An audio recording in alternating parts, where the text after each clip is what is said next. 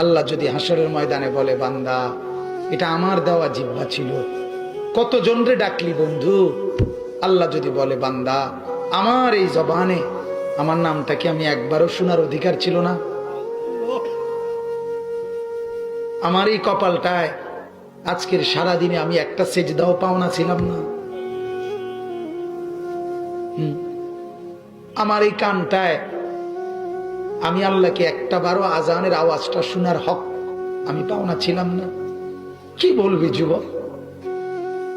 হ্যাঁ মুসলমান, কি বলবো? বলো না বাপ, কি বলবো?